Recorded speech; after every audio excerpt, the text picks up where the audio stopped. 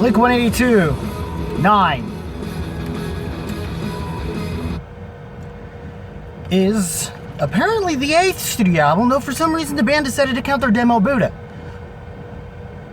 And given that I just, recently had about so-and-so years ago, was it 2005, 2016 or something, when the band released their last album, and first to have been with Matt Skiba of Alkaline Trio. Yeah. Which was fine. I think I did give it high praise at the time. I'm a little about that now, but well, but I mean, it was good for what it needed to be. I guess you could say they kind of, played it safe for themselves. And it had its moments, though I do understand some people's gripes about the fact they kind of, songwriting-wise, might as well have just done all the small things consistently. Because, especially the na-na-nas. So, and when they do decide to, they get super ridiculous with times. This time around, when they do those shorter tracks, there's something else to them. Lyrically, at least. In fact, the tracks that are, of the two, I mean, the General Divide was the one they used as a teaser to follow up, but that was more as a kind of a, it was a little bit of an for all the more divisive fans that were more about, oh, they're not what they used to be when it was this and stuff. And it was kind of one of those types of,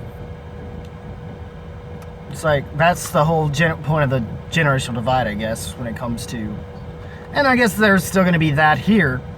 But the thing is, this album's first single, and still kind of getting radio airplay, unfortunately, has been Blame It On My Youth.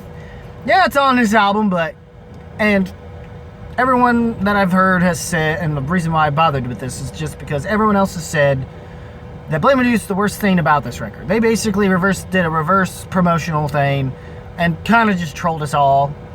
Because the moment the first track hits, it's essentially the way it even starts. It's very reminiscent. The album is essentially, by that point, you kind of realize, oh, so they're kind of essentially doing this era's Untitled / Neighborhoods kind of a thing. Although less AVA at gunpoint, and definitely more on the hip-hoppy side of things, even to the point of more current trends. So this is definitely, even from the color scheme, more pop album. Not surprising with the Untitled comparison, given, like that record, the color scheme of this is very similar to, yeah, how do I put this? The color scheme is slightly similar in the sense of Untitled. More so in the sense that this is kind of has a very rainbowish kind of color, while that record has some color schemes sort of similar to like an Aurora Borealis type of thing. So, and you can still say that there's still some of that here too, in terms of color scheme, but yeah, this is meant to be more like a pop record, but a very dark one at that. And it's definitely and of course the Blink-182 logo is kind of in a neon style light. And yeah, this is kind of more so on the pop side than anything, as opposed to the punk side. Not that they don't completely disavow it, like they do kind of do a generational divide, but it's mostly like the shorter tracks. But it's not like they don't do it on certain other tracks. I mean, the opening track that you heard a brief period here the first time, obviously about, they still have, I think they kind of made a immaturity kind of thing. They're one of those few bands that can do that and pull it off, as opposed to all the other bands that have tried to rip them off. They just kind of wind up being lumped into that Blink-182 sense. Unless you're somehow Fall Out Boy, and then in the case of current Fall Out Boy, speaking of that, that's kind of most of this record, actually. Even though the core foundation of this record, as far as Blink albums is concerned, which is what is going to help you if you have a tolerance for those records that I had mentioned, Untitled and Neighborhoods. It's more specifically the deluxe edition, minus the last 3 tracks of that record. Because that's honestly the best way to listen to this album. Let's listen to that album. Not this one, that album, sorry. And yeah, Happy Days was a kind of one of them. And that's still kind of, it's more in that vein, where you still get some kind of punky elements to it, I guess. And yeah, there's almost like a Curish vibe to it in a way, which is even more in the goth sense. Ironically enough, given Untitled had that moment, but more so via the lines that Tom did, but the way he did it is more emo. Possibly if the band were to do I Miss You live with Skiba doing it, it would definitely come off more goth. So, Darkseid was definitely the better of the singles, and it does show, and My Youth isn't as bad now in the context given where they chose to put it at, but it's probably better that they don't scrap it. I could understand somebody, a certain reviewer I know decided to do redacted on this. And with some of the tracks here, I'd still keep some of certain tracks here. So far, my highlights I'm going to just tell you are the first time. Happy Days is fine. Heaven's actually fine. Some lyrical whatever with it. I mean, especially given the... Darkseid's definitely one of those... I think definitely one of the more Skiba-oriented tracks. And it kind of works, I guess. And yeah, though it's still a little head-scratchy because... Yeah, you kind of had to bring in the auto-tune, didn't you? And Skiba don't need it, I'll tell you that, but... It doesn't... I think it's just more that they just reverbed and just delayed more so, rather than, like, auto-correcting. But... that's even debatable in of itself. All I know is that we're just, and amongst those, Black Rain's definitely one of the better ones. I think Runaway had a moment with the drum. I mean, there's some moments where, like, Travis does go to town on the drums. That's definitely a good highlight. I feel like, of course, the weak link of this amongst the band at this point, amongst this album for the most part, especially when you hear it with the auto-tune, has been mostly because he winds up using auto-tune here and there for some reason when he doesn't need it necessarily, and that's apparently Hoppus. And some of the moments where they do kind of do like typical poppy stuff that's kind of generic in today's standards. Hunt Over You is an example of that, and so is I Really Wish I Hated You. And there's a moment in the verses of Remember to Forget Me, the closing track, where it does this. The tracks that really kind of stand out in a way that feels more closer to Blink than just trying to be more current stuff, especially tracks that I'm not even monetized, so it's not gonna matter. On Some Emo Shit is the name of that track, is one of the better ones. Ransom, No Hard to Speak Of is actually really good. It actually works. And there's a vibe about it that kind of reminds me of something like Stay Together for the Kids, I guess you could say. Like, something about it comes off very Stay Together for the Kids. And I mean, there's some other moments that are similar to what they do. And there are moments here that kind of do leave off from what this era of the band has done from California. Like I say, Generational Divide. Ransom has that at moments too. It's another short track. Not as short as Generational Divide, I would think. But it has a moment where it kind of does what it's been doing, and then it kind of just goes into it and does the town, and it's amazing. And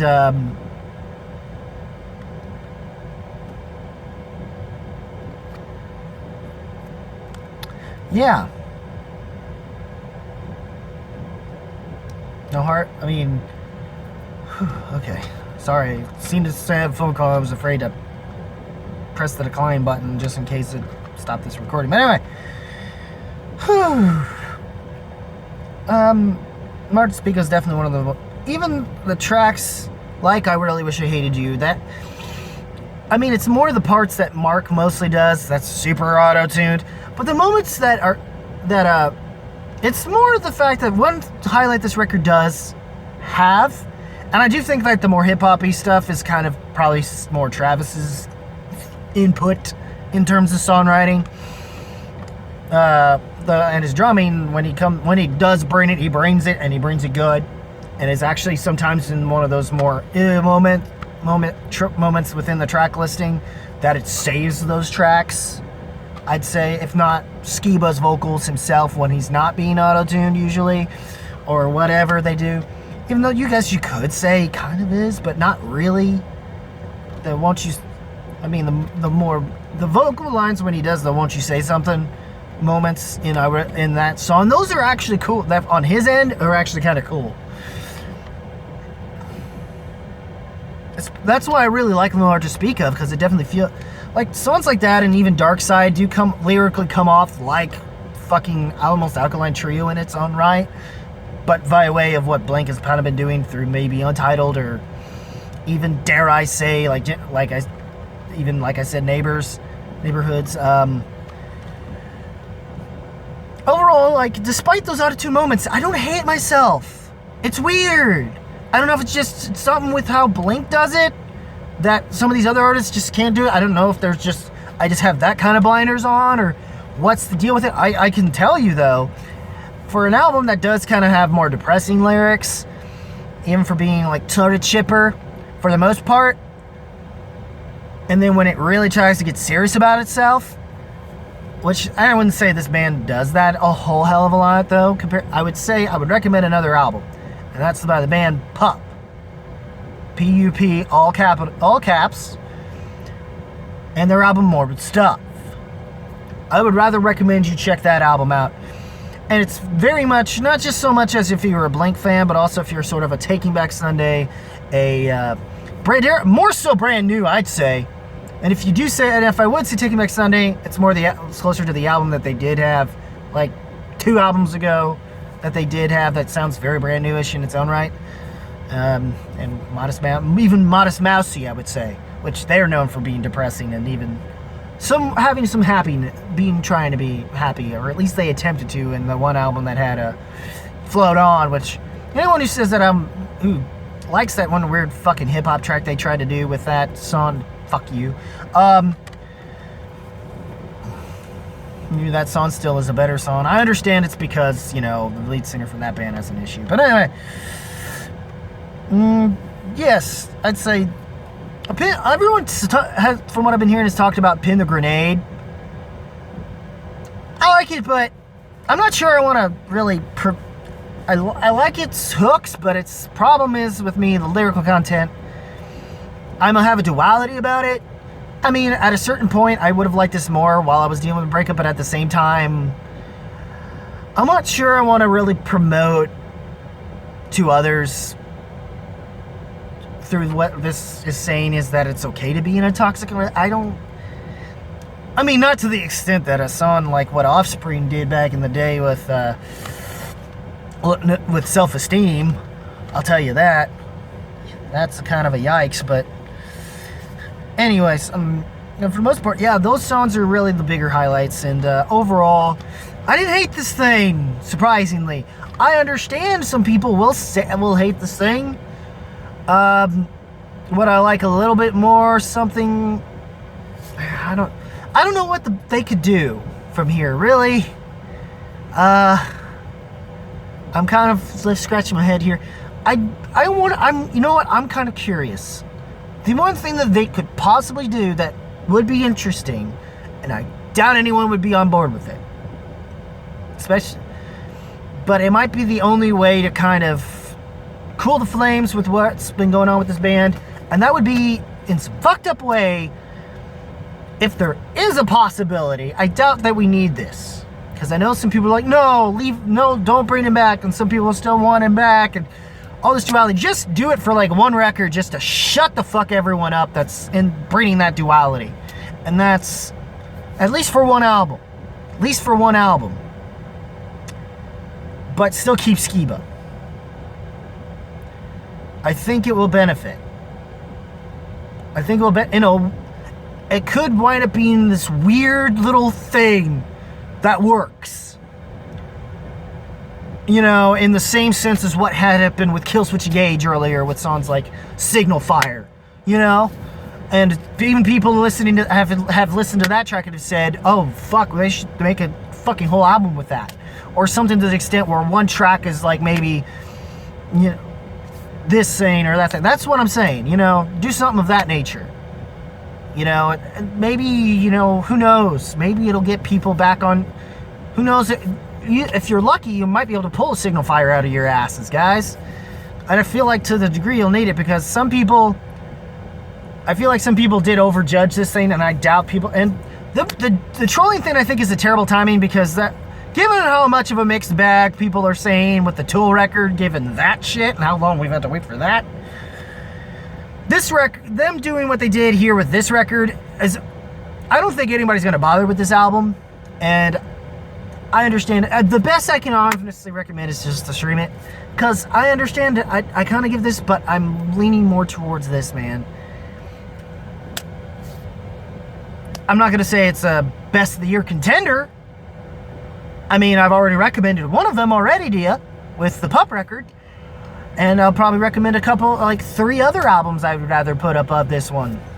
But I don't hate myself for listening to this one. And, you know, if you can tolerate, if you have that certain tolerance for those albums, then you've wondered what would happen if Fall Out Boy did what they did around the time of American Psycho and Save Rock and Roll, and it didn't suck complete fucking ass. And, you know, felt more like what Blink's been doing, and still feels kind of like a Blink record, I guess. I mean, that's the thing. It does still feel like a Blink record, and it, in the same way that it has been since the last record, I guess. Or the last past 3 albums, at least, in that sense. So you're kind of going to get that in songwriting. He has more to do. If you want to to have more, at least something to do more here, yeah, you do get it. Maybe not the way you originally wanted it, like you would have wanted it on California, but it is what it is, and and when it works, it fucking works. But what did you guys think of of 9? Leave a comment below, let me know. As always, just keep it random, keep it real, keep it rocking. I'll see you in the next video. Eventually I'll get to Last Blood. I got to take care of something at my house once I'm done here and dealing with my shutdown thing. So other than that, take care, y'all. Oh yeah, I forgot. Rock that like button with thrust if you must. Facebook's in the link in the description below for my Facebook page. Though before you do that, hit the subscribe button. Make sure you click the notification bell to see more views, to see more of this stuff, and also just like and follow me at the Facebook page as well. And yeah, there you go, guys. Once again, keep it random, keep it real, keep it rocking. Take care, y'all.